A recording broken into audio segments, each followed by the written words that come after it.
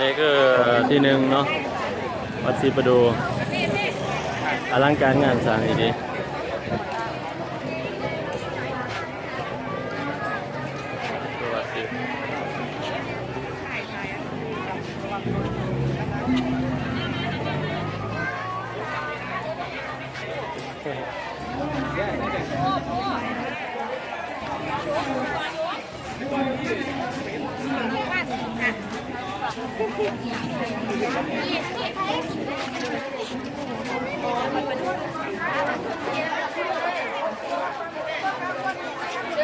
สร้างซ้ำหัวสร้างเอราวัณ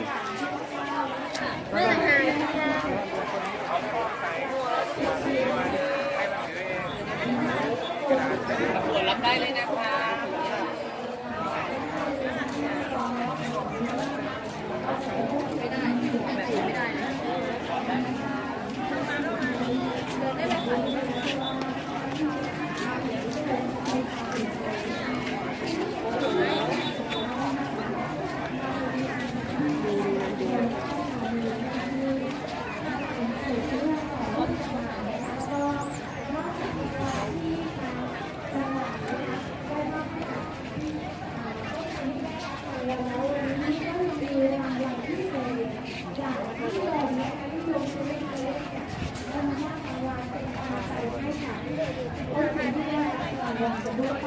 ด้วยนะคะและตอนนี้นะคะกองบริการร่วมของเรานะคะนอกจากจะเป็นในจุดบริการนักท่องเที่ยวมีหน่วยปฐมพยาบาลแล้วนะคะยังมีหน่วยแพทย์แผนไทยด้วยนะคะแล้วยิ่งไปกว่านั้นค่ะยังมีศูนย์รับบริจาคด้วยค่ะพี่น้องสปป.ลาวของเราตอนนี้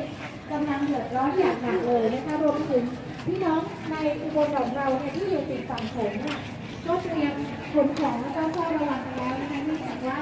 น้ำโขงเอ่อล้นมาอย่างมากนะคะเพราะฉะนั้นตอนนี้เราก็เตรียมรับภัยที่แบบนะคะก็เป็นตัวเร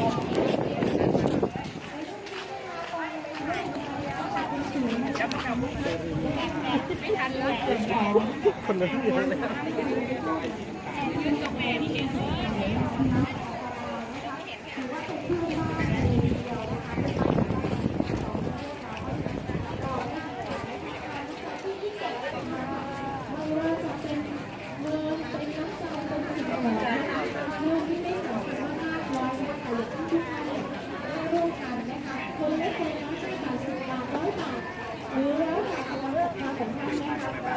น้ำใจค่ะจากคนไทยทุกคนที่จะรอแล้ว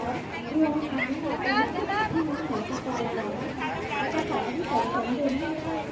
ร่วมมือกันที่ขอที่ให้การบริการสุขที่ได้ขายเลยนะคะ